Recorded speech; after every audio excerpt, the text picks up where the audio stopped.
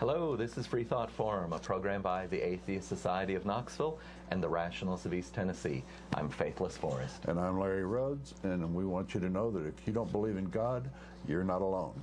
Right here in East Tennessee, you can find free-thinking atheists and agnostics. This is a show for them and for people curious about living a life free of supernatural beliefs. This is a call-in show. However, we have only one phone line. So we invite you to email in questions to us live at freethoughtforum@yahoo.com. Larry will be able to read them. All right. The Atheist Society of Knoxville is a fun meetup, often at a bar or eatery. Sometimes we even do karaoke.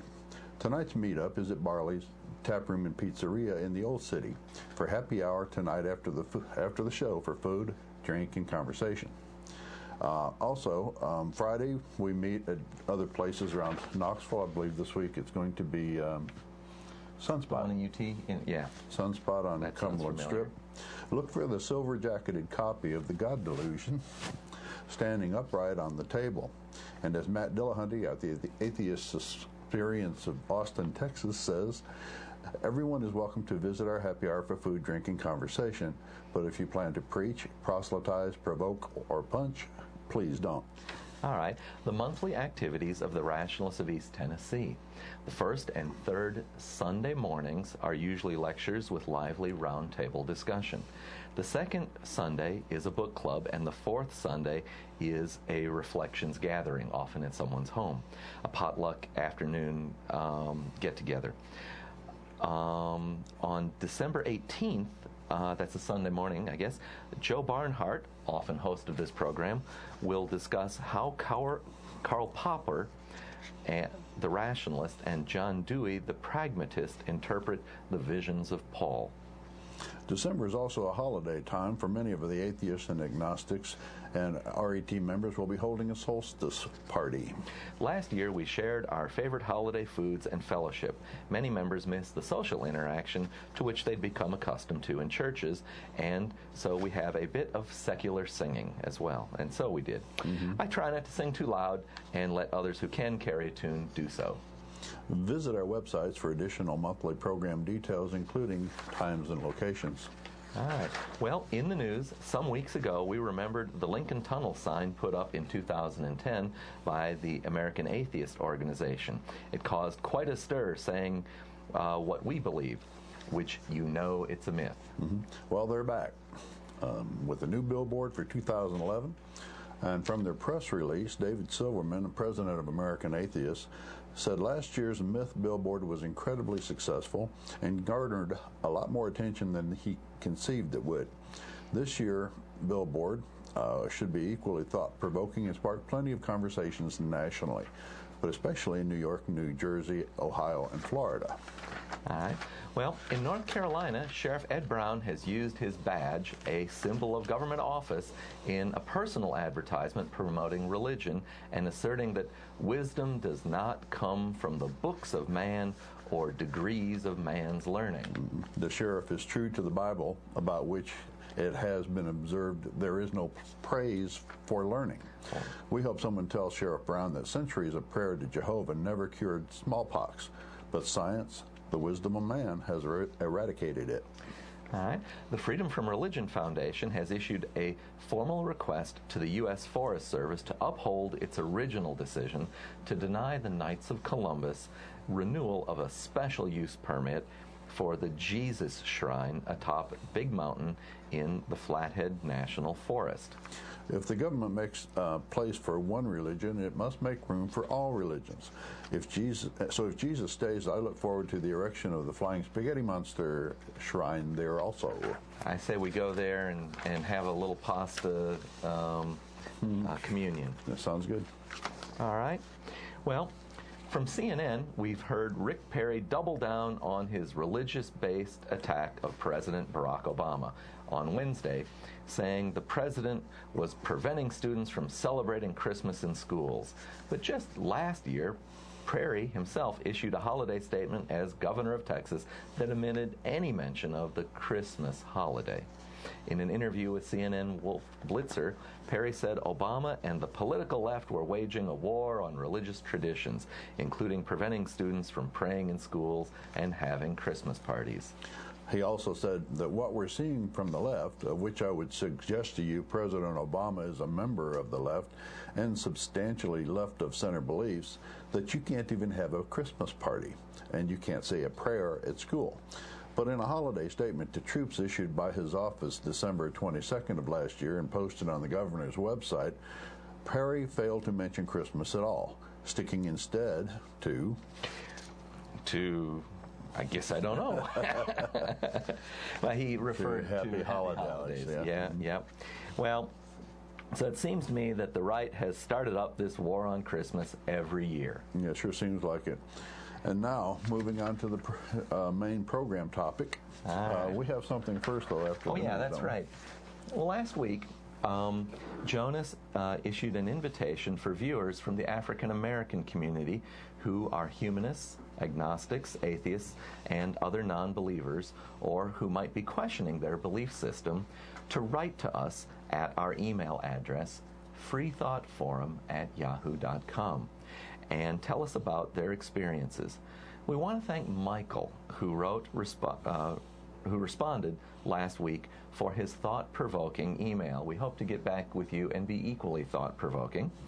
And we want to continue this invitation, I guess, and extend it to the Hispanic community. Please write to us, and remember, you are not alone. Thanks for writing, Michael. All right. Today, we want to urge viewers to examine their beliefs. We also want to have a discussion on how to reason. All right. Let's also remind viewers, this is a call-in show. We're taking calls right now at the number on your screen. And emails, too, to this address. And emails. There is about a 7-second delay on the broadcast, so once you call in, please mute your television and listen to us over the phone, or we will all be confused. Please be prepared to give us a name or a nickname and then ask your question or give us your comment so we can speak to you about that. All right. Well, if we are to examine Christian beliefs, let's begin with the basics. Even the most basic of Christian religious beliefs are not only unproven, but are untestable. There is no evidence for any of the following things, yet Christians claim all of them are real and expect us to buy into them without evidence. This particular topic, I have a video on YouTube under the name Examine Your Beliefs. If you'll look for Doubter 5 on YouTube, you'll find the video as well as others. To those who are Bible-believing Christians, first you have to prove that souls actually exist and that they can and do contain our mind, memories, and identity independent of the brain, because they say the brain dies, but the soul continues, which has all of those properties. And so therefore, you're going to have to prove that souls survive the death of our bodies, that they're intact, and that they'll continue to live, whatever live means without a body, for eternity. For eternity. And then you'll have to prove that there are places for the soul to go after death, and that such places, heaven and hell, actually exist. Each one of these items have to be proved separately. You can't just assume them all. And you can't just assert them all either, like the Bible does and individuals do. They just say the soul is real, heaven's real, hell's real, and expect us to buy into it. But then you have to prove that anything supernatural exists, especially any kind of supernatural intelligence. Then prove that any supernatural intelligent being is capable of interacting with the natural universe at all. All of this is untestable and unproven. And that the universe was actually created by such a supernatural intelligence, and that these supernatural beings are actually gods, as we understand the words, not just some entities that may be able to manipulate advanced technologies. And then you'd still have to demonstrate that that God is the God of Christianity. Yahweh, Jehovah, Elohim, my name is Lord. Apparently he couldn't decide on a name. And then you'd have to prove that man was created without ancestry, and that evolution isn't real, and that telepathy or prayer is real, and that Yahweh is actually listening and cares. Right.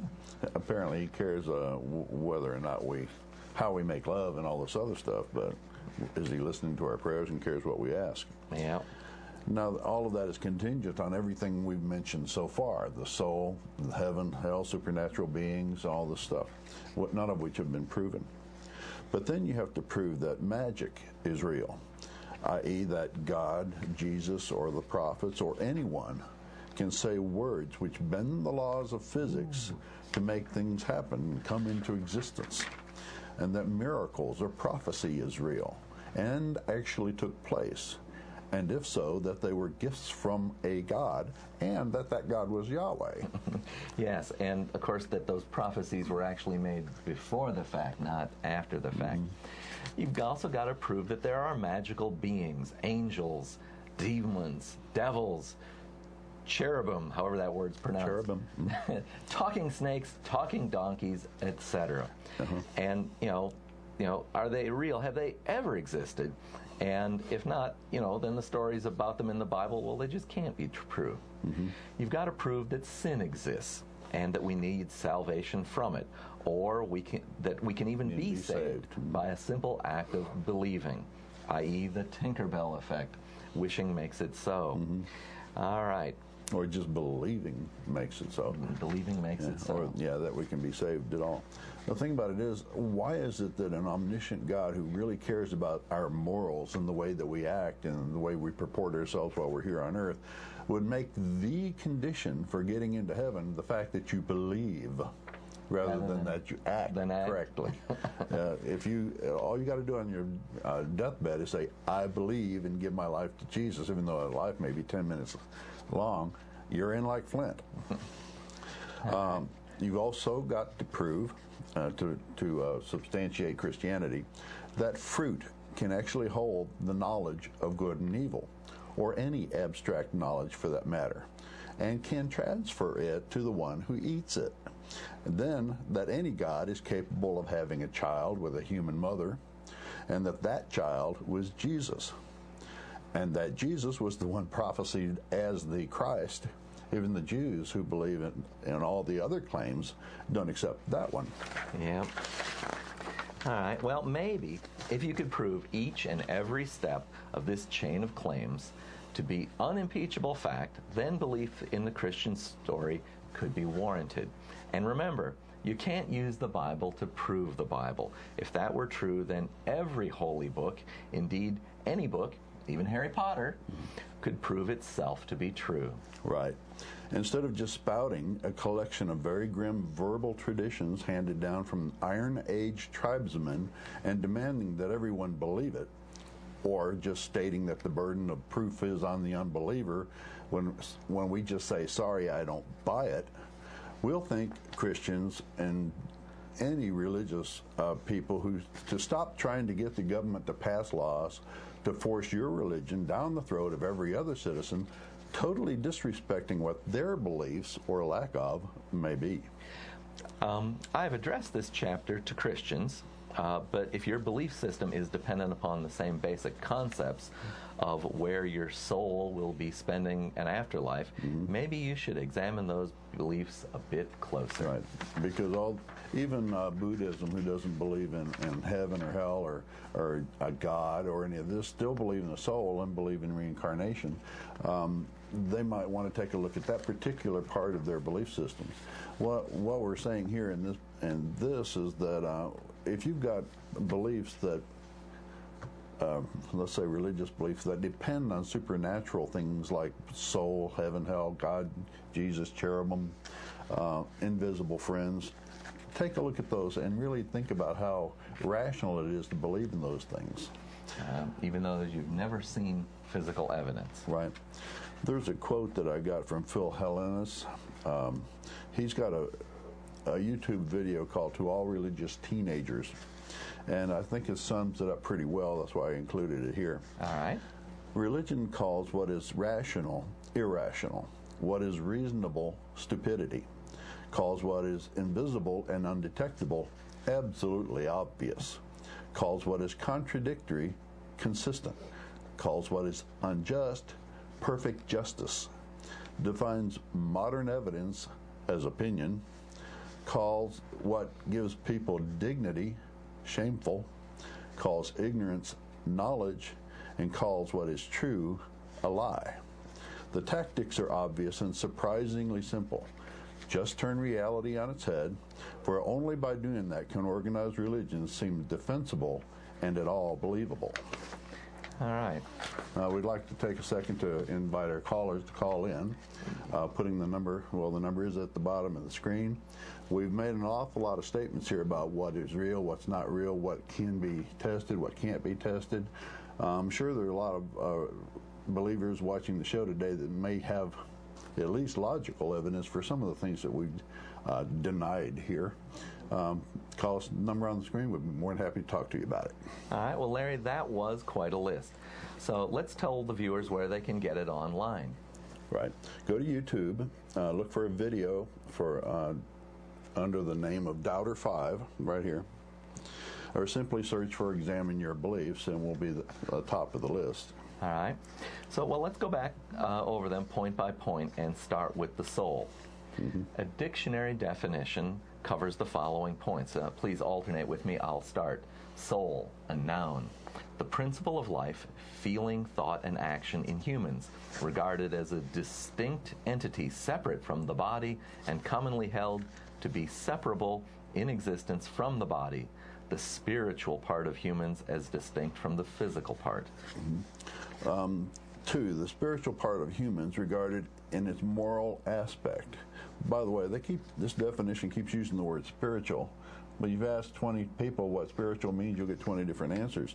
And it's never been proven that anything spiritual actually exists.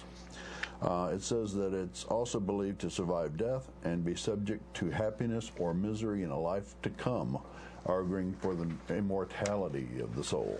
All right. Another definition is the disembodied spirit of a dead person. He feared the soul of the deceased would haunt him. I guess that was meant to be an example of its usage. Mm-hmm. It'd be like a ghost, I guess. 4, the emotional part of human nature, the seat of the feelings or sentiments. And number 5, a human being or person. Well, so what do you think of those? Well, it's kind of funny. Something happened to me one time when I was at one of the meetings for the Rationalists of East Tennessee.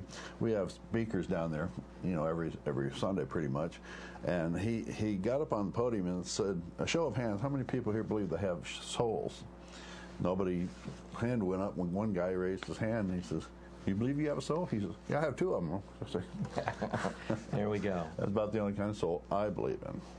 The first 3 of these definitions assert that there is something beyond our body, our brain, which makes us us. And so, Larry, what if a believer asks us to disprove this? Well, we don't need to disprove it. The burden of proof lies on the person making a positive assertion. The Christian or religious person will assert that we have souls, that souls live after us, souls live forever, and they have to go to one of 2 places. They have to go to heaven or hell. That's an assertion on the part of the religious person. If we sit there and say, I don't believe it, that's not something that we have to prove. I mean, we're sitting here telling you we don't believe it. Now, if they want us to try to prove that it doesn't exist, which is where I think you're actually going, yes. Then if I assert that there are immaterial pink uniforms living among us on Earth, it is not reasonable for me to ask you to disprove my statement by examining every possible location on Earth. What you have the right to expect is that I will show you the evidence that has convinced me. Now, the more outlandish the claim, the more substantial the proof has to be. Well, right. And if I were to tell you that I got a dog yesterday, it wouldn't be unreasonable to ask you to believe me. Right. That sort of thing happens all the time. I know that dogs exist and that people get them all the time as pets, and believing it wouldn't necessitate me reevaluating my worldview. But if I said I got a dragon yesterday, then you would have every right to ask for some very good evidence to support it. Exactly. It would require extraordinary evidence for me to believe that. Carl Sagan once said that extraordinary claims require extraordinary evidence, and a dragon or a god or souls would certainly qualify as that. So since there has never been any example of intelligence existing without a brain or a computer to exist in, are we going to ask, is there any evidence to support this idea of souls? And if so, will I get it? Well, believers will say the Bible, but that's using the Bible to prove the Bible. Circular reasoning. Well, what is wrong with using the Bible to prove the Bible, what you call circular reasoning? Well, let me illustrate with an example. Tommy always tells the truth. I know this because he told me so. The problem is that Tommy's lying. Okay. So if I played Jehovah's Advocate here, I could say the Bible was written or inspired to be written by a God a long time ago. It must be reliable because it has stood the test of time, and it was written nearer in time to the source. Right. Of course, the mistakes in it may simply not have been recognized for a long time. The people back then were much more liable to accept things like this. They believed in ghosts and demons, and there were many unexplained phenomena in the world at that time. And if somebody said they had an explanation and they were in a position of power, many times people would believe those explanations. And those are the explanations that made it into the book, into the Bible. But if it were the case that being old made it closer to the source and therefore true, then the much older Egyptian and Chinese ideas must be truer yet. Must be. I guess we can't deny the pyramids exist and all that. We know they had religions. I lost my train of thought there, man. I had a great point. Oh well. Well, that's surely an extraordinary claim right there. I think I was going to ask to elaborate on circularity there, and Okay. I got off track. Well, so surely the Egyptian idea of the soul is something that we then have to consider. And I think it's kind of a fun one, and it's made in three parts. It's the Ba, the Ka, and then I may mangle the pronunciation, the Akh, A-K-H. That's right. So, If being old is true, then you and I would have such souls, and we would go floating around, flying around after the death of our body.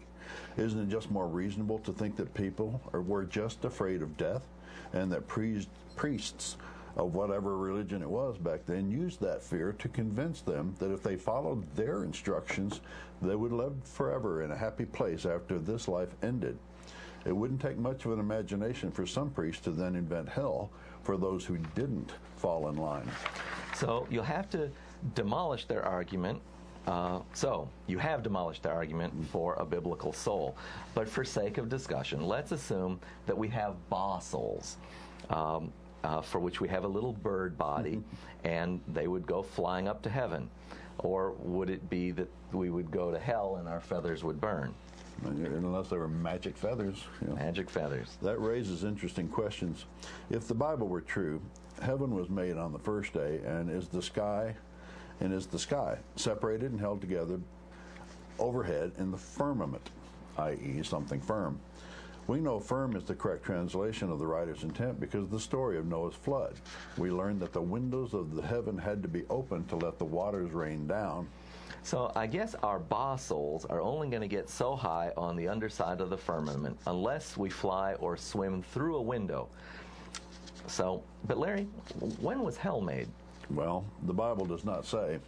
And to quote Robert Ingersoll, Moses differed from most of the makers of sacred books by his failure to say anything of a future life, by failing to promise heaven and to threaten hell.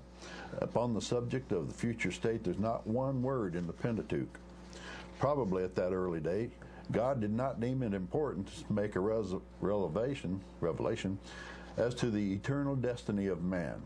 He seems to have thought that he could control the Jews, at least, by rewards and punishments in this world. So he kept the frightful realities of eternal joy and torment to profound secret from the people of his choice. He thought it far more important to tell the Jews their origin than to enlighten them of their destiny. So, Larry, Ingersoll is pointing out that there's no mention of a hell or even an afterlife in the first 5 books of the Bible, right, the so-called books of Moses. I would like to ask our viewers, why is this? Viewers, help us out here. Where in the Bible is the concept of hell first introduced? And why, after Jehovah, Yahweh, kicked Adam and Eve out of the Garden of Eden for eating of the fruit of knowledge, did he not do something to educate them, to improve their condition?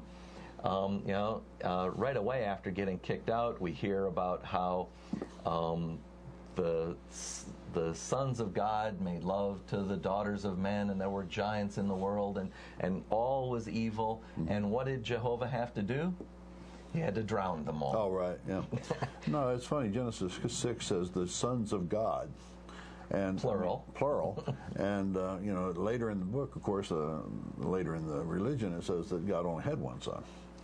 So you have to kind of wonder about that. Apparently, they didn't go back and read the previous episodes. It's kind of like some of those later Star Trek movies where they didn't seem to have read some of the first series episodes. A little bit in conflict there. But I think Ingersoll's point is a very valid one. That if Jehovah wants people to behave a certain way, he didn't make any effort to teach them. No. There was. He could have at least served them a bunch more fruit. There we go. With more knowledge in it. All right, here's the fruit for antibiotics. You'll learn how to make antibiotics. Here's the fruit for washing your hands and cleanliness. There we go. But we get nothing like that. And in fact, if you read the Bible, it's not until Moses comes along that apparently, Jehovah made any effort to try to direct his people. So here we got these things where it's so important that he's going to kill people over it, but it wasn't important enough for him to bother to tell his people about it. Some would say, and I'm one of those, who say that in the Garden of Eden, Adam and Eve were like children. They're like very young children or animals. They had no knowledge of right and wrong, no knowledge of good and evil. They did not know that it was wrong to disobey. They didn't know what wrong meant. If God had actually come down to the earth and explained to them, when I tell you something, you have to obey it, otherwise you're wrong or evil or bad. And he would have basically given them the knowledge that they would have gotten from the apple eventually. It's very ironic that the punishment isn't appropriate until the apple. It's a mess. It's a reasoning mess. It would be like eternally damning your dog to being punished for pooping in the floor after you told him not to. Because how could he understand that it was not that it was wrong? All right. Well, viewers, we'd sure like to hear where hell comes from. We'd also like to ask viewers, so if believing in Christ is your get out of hell card free, what about the people who lived before Christ? All of the Jews that we meet in the Old Testament, none of them met Christ. None of them had the opportunity to believe in Christ. We never hear Moses talking about how important it was going to be to believe in this future Savior. Well, not even that. What about the rest of the world? This is the God of the universe. He created the entire world. But when he is concerned about human behavior, he comes to the Eastern Mediterranean and forgets the rest of the world. What are they supposed to do? I mean, they never heard his name for millennia. For millennia after Jesus came. Yeah. Word didn't spread all that fast. No. And, modern science tells us, of course, that there's a big universe out there. Just recently, there was another world discovered in the habitable zone around, I can't remember the name of the star. The star. It's something like Gessi or Giesi, and then a number that goes after it. And they feel that it's very likely that it's going to have a surface covered in water. Their reasoning goes something like this. It's bigger than the Earth, so it's going to be more massive, and therefore it's very likely to retain the light volatile elements that form in the nebula around a star. The Earth has just a little bit of water. The farther out you go in the solar system, where it is cooler, the more there are light elements. And in fact, by the time you get out to where Jupiter is, one of its moons, Europa, is known to have a surface covered in ice water, and probably has liquid underneath. So if there are people, if there's life on that ocean, and if there's maybe some dry land and there might be people walking around on it, do you think they have souls? Did Jehovah give them souls? Should we be jealous? Should we be jealous? There's another Earth out there. And if they have souls, have they been condemned in the fall of man? Or if they're Adam and Eve didn't eat the fruit, Are they still there? Are they still in their the Eden? garden. Has Jesus ever visited one of the other planets? They visited New York. He did. New York State, yeah. That's where Oh, the he golden came, tablets the golden were buried. tablets in Mormonism. Yeah. How could I have forgotten that? He came to Upper New York State in 400 A.D. or something. Apparently, it's written in a book. It must be true. Must be true. It's All a right. religious book. Well, Let's go ahead and do the mid-program break. okie doke. Sure enough. In case you're just tuning in, this is Freethought Forum, a program by the Atheist Society of Knoxville and the Rationalists of East Tennessee. Freethought Forum is funded jointly by them and by individual contributions. Shows are live most every Tuesday from 5 to 6 p.m. Eastern Standard Time, and on this community access television station. You can also see it streaming live online. For fans outside of the Knoxville area, go to ctvknox.org. All right. You can send us feedback at the email address on your screen. Have you had a chance to check the email? We've been talking some. No, I haven't. All right. It's freethoughtforum@yahoo.com. But like we say, don't wait. It's a call-in show. We're live. It's December 13th, 2011, and you can call on the number on your screen. Right. The Tell us- Atheists. Oh, we've got a call. We do? Why Cool. don't we we grab that? Welcome to Freethought Forum. May we have a name or nickname? Nickname. Good looking. Good looking. Hello, good looking. Yeah. You mentioned Moses a moment ago, and I thought that I would share something with you. It seems to me, Moses came up with his own religion. It seems like it sprang from nowhere. But as you look at it, it seems to me like he got it exactly from the Egyptians. Well, A lot of it surprise, does. surprise. He was living with who? The Egyptians. Yeah. There we go. Yeah. It's so true. Tell us Mithra. about the similarities there, good looking. Well, let's see. Moses said, don't cut your hair. Whereas the Egyptians, even the commoners, shaved their hair because they thought evil spirits or whatever could come through their hair. Really? Wow. Moses said, you will not wear textiles of different types, whereas the Egyptians did exactly that. They were accomplished textile makers. Moses said, you will not have any idols, that is graven images, which means carved images like sculpture, which I particularly take offense to. Whereas the Egyptians had lots and lots of sculpture. Moses actually forbade art in basically any form that depicts anything on earth, as I understand. Or in heaven. On heaven or on earth, yeah. Whereas the Egyptians were depicting cats and rats and elephants. Well, not elephants. Well, maybe elephants. Yes. But there had lots of art. And, the Egyptians had a rich afterlife. Moses had no afterlife. So it's almost like he said, okay, we're going to take the Egyptian religion here, and we're going to do the exact opposite of it.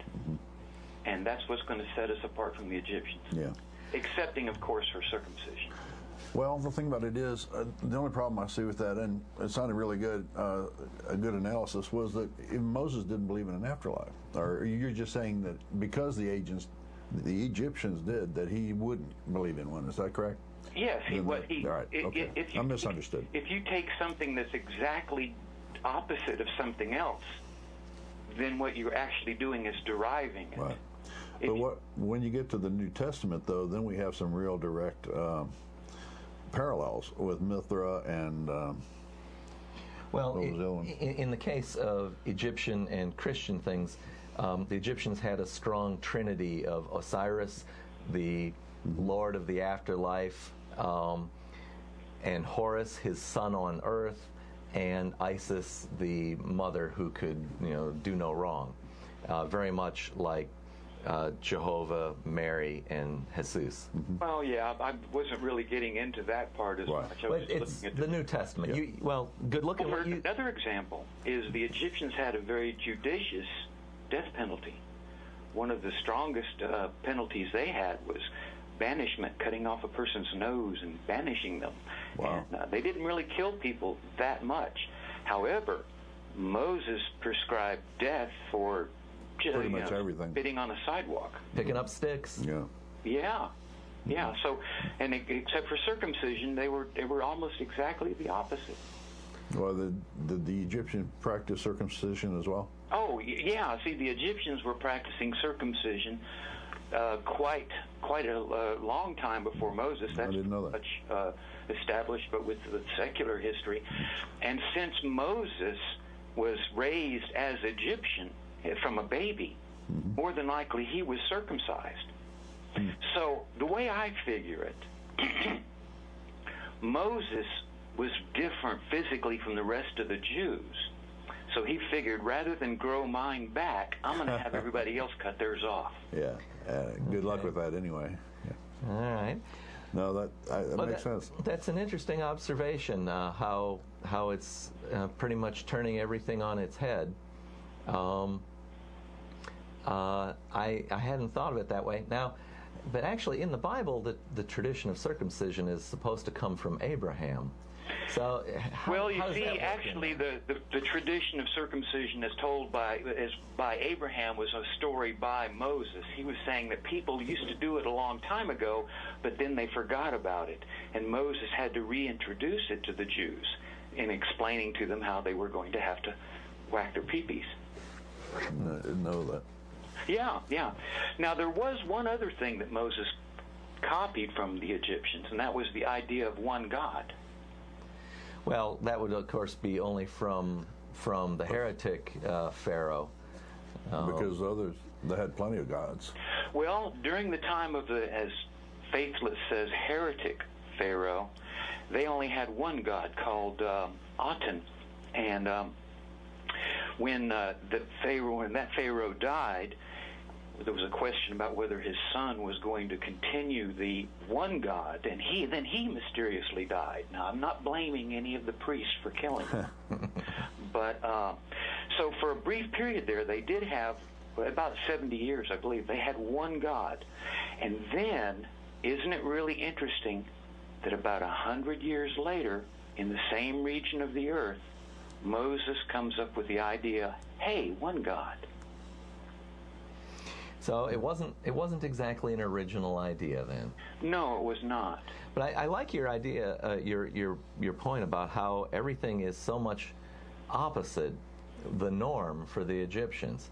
After the restoration of polytheism in Egypt, the one god Aten was heavily suppressed, and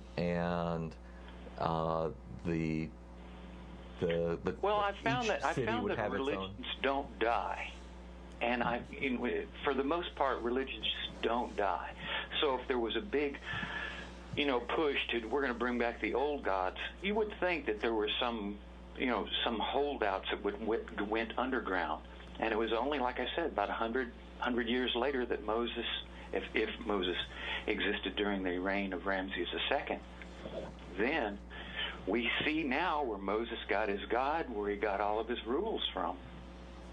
Well, in fact, actually, it's a good point you make. There's no actual historical evidence of there ever being a Jewish exodus from Egypt. An event like the death of all the firstborn sons, you think that would kind of leave some kind of a record. If nothing else, they would talk about it as some horrible calamity. And throughout the reign of Ramesses the Great, there was no such event. No. Ramesses did outlive his first son, we can say that, In fact, he outlived many of his sons. I believe it's literally his 13th son who became pharaoh after him, because he lived so long. Yeah. He lived until he was something like in his early 90s. Remarkable old age for someone at that time. 13 frame. was a good number for him. Yeah, yeah. Well, I guess I better get off here and let some of your other fans call in. Thank you thanks for the call. for speaking to us. Good looking. Okay. All right. Talk to you later. Bye-bye. All right. Well, we're taking calls. Please call us on the number on the screen. What are we talking about today? We're doing the break, still continuing the break. Today's subject, though, is examine your belief systems. All right. The Atheist Society of Knoxville, or ASK, meets several times during the week. We have evening meetups for fun, food, and drink. Its purpose is to supply a venue for community, camaraderie, and outreach to atheists, agnostics, and free thinkers and other like-minded persons in the East Tennessee area. Visit the ASK website on the screen to learn more about us. The Rationalists of East Tennessee has Sunday activities involving lively presentations and discussions of such topics as the influence of politics in money. Money and politics, man, I got that wrong. Was Jesus a real person? The history of life, and the 4 horsemen of atheism. About once a month we get together for book club. Future books include The Immortal Life of Henrietta Lacks, Predictable Irrationality, Muzzled, The Assault on Honest Debate, and The Fair Society. Oh, and The Invisible Gorilla. I haven't seen that one. Both the Atheist Society of Knoxville and the Rationalists of East Tennessee help provide a social outlet where you can find that if you don't believe in God, you're not alone. All right. Well, we're examining beliefs today. Amongst the many assertions that we listed, why don't we talk about how we would prove them, or where they're logically non-provable. Right. We dealt a bit with the soul. Going to sin. Let's see, sin. Yes, sin is a problem or a trouble that is sold to you by the church. Then they want to sell you the cure for it. First they tell you that you're born a dirty sinner because of the inherited sins of your fathers and the first humans and every human since then. Plus you have your own sins that you've got to purge from your soul before it can be allowed to enter the afterlife. They give you all these problems, and then they say, hey, we got the answer, though. You have to believe in our God, believe in His Son, believe this, and this, and you're good, you're golden. You can come on into the afterlife with us good people. The problem is, like Dan Barker said in his book, Losing Faith in Faith, would you buy a bandage from somebody who comes up to you and cuts you in order to sell you a bandage? This is a problem of their own making that they're foisting upon you. I think it was at a rationalist meeting where perhaps it was you or someone said that, sin is defined as something like a crime against God. Mm-hmm. It's not a crime against another human being. Mm-hmm. And so if no God exists, there can be no sin. Mm-hmm. And in fact, what we really, I would say what they've done is they've changed the subject so that we're talking about something nonsensical and actually irresponsibly. Mm-hmm. Because if we start talking about a crime against a non-existent person, we lose the emphasis of when real evil, when real crime is committed against human beings or other living creatures. Right. Actual harm to living creatures and people. Yes, and that does a real disservice. It can cause here in the real world, in real life, many evils to persist that might otherwise get better addressed. I can't think of a stronger example than the issue of human slavery, which existed less than 100 years before I was born here in the United States. The thing about sin is it's a non-provable concept that is against a supernatural entity, which is non-provable and not even non-testable. So I mean, we're going around and around in these verbal circles, and this is literally running people's lives, ruining people's lives as well. Yeah, I was surprised upon becoming a member of RET of learning people's stories about how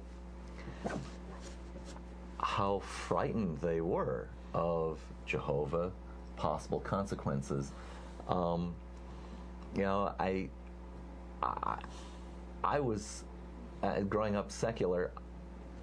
I kind of thought that a lot of them just understood it as a metaphor to say, oh, okay, we got to be nice to our fellow people because it would be sinful not to be. It would be harmful not to. Yeah, and the fact that there were people who were so convinced that they couldn't live a perfect enough life, and maybe couldn't believe sincerely enough to be, terrified. Genuinely terrified. Sure, that took me by surprise. I wouldn't have believed it. It's particularly horrible when you think about the young children. They will believe anything that their parents tell them. They trust them explicitly and implicitly.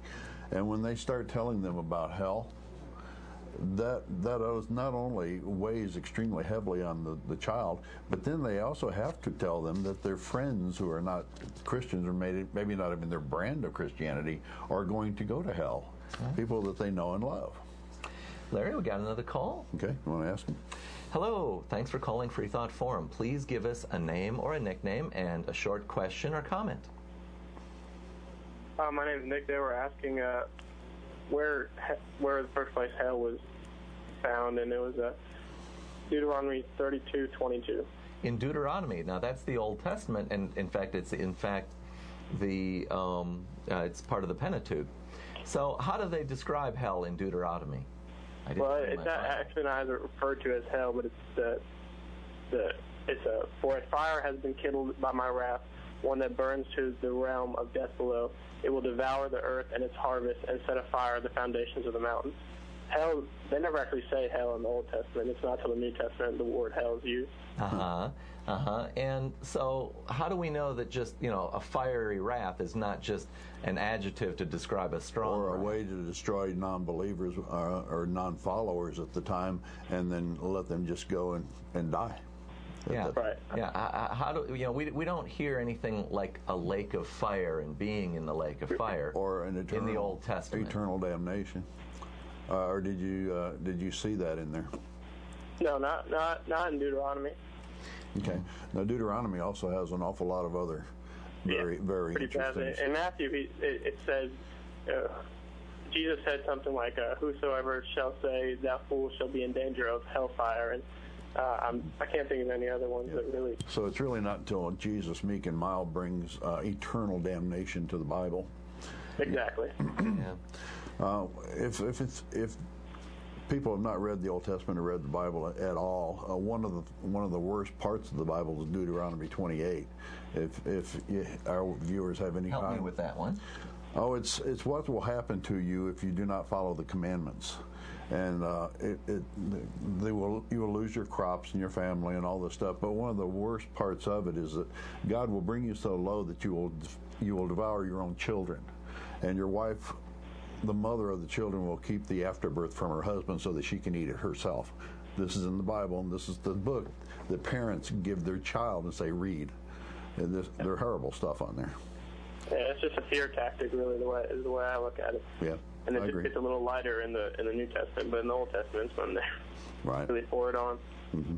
Well, I think it's backwards. In the Old Testament, it kind of looks like when Jehovah kills someone, that's it. He's satisfied. Mm-hmm. In the New Testament is only where we get this concept of an everlasting punishment. Right. And, I actually kind of think that's worse. Mm-hmm. And you follow? In Deuteronomy, you just hear about, horrible torture. Being killed by fire, it sounds like. Mm-hmm. But one thing about this Deuteronomy is it's not just the 10 commandments that he's going to punish you for if you don't follow. There are over 600 commandments that come before. That if you don't follow those 600 commandments, you can face that type of wrath. So good luck. All right. Yeah. Good. Thanks for Thanks for taking my question. Thanks. All right. Well, Sure. thank you for calling, Nick. All right. Well, let's see. We've talked about sin and a bit about heaven and hell. We talked about, among the other points, were any other supernatural thing. Anything supernatural, right. The world, Carl Sagan has a book out called Demon Haunted World. Making the point that if you believe in the Bible and you believe all the stuff in it, then you live in a world that is populated by demons and supernatural beings. Not only demons, but the devil, cherubim, angels, witches, just all kinds of things that you have to believe exist. If witches didn't exist, why would God say, don't suffer them to live? You know, this is the type of mindset that you have to submit yourself to if you're going to be a literal follower of the Bible, let's say a fundamentalist. All right. Well, I was thinking in terms of supernatural things, what other kind of examples there would be. And what comes to mind is the thing we use in the prayer challenge. You know, if there was a God who was occasionally healing people, we got to ask the question, well, why is it he only heals things like that you can't see, like, oh, maybe cancer, maybe a tumor goes away? Why is it that amputees are never healed by God? Is it that God hates amputees? Or is it that there just isn't a supernatural cure occurring? Huh? There's no good reason for it as far as I can tell. Can we think of some other supernatural things that really ought to exist if there was a God? Well, evolution would be false because he would have created each thing, and it's entirely like the fundamentalists say that he has. He would have created each kind in its own way, and they would never have evolved. But if we look at the fossil records, we see all kinds of evidence of evolution, of previous existing types of creatures that don't exist now. And if we look around, we see creatures now that are not present in the archaeological in the long-term fossil in the fossil records. Well, and you've got to ask the question too: if a deity is creating creatures, why would he create so many creatures that he's let die out? It begs the question, well, were they mistakes, or did he change his mind? And why would a deity make mistakes, and why would he change his mind? Right. Well, look at the Permian extinction itself. 95% of all life on Earth was extinguished. And if we look at the particular things that were extinguished during that period, it's mostly things that don't exist now. That new forms of life have come up since then, and those exist now, where those that lived before the Permian extinction have never occurred. Amongst my favorite are trilobites. They're kind of cute, and they're found all over the world. And they didn't make it past the Permian extinction. I think the Permian extinction also changed the dominance of life. It was after the Permian extinction that corals became the dominant reef builders. And so much of the beautiful ocean life we see today is built around them as sort of the platform for coral building.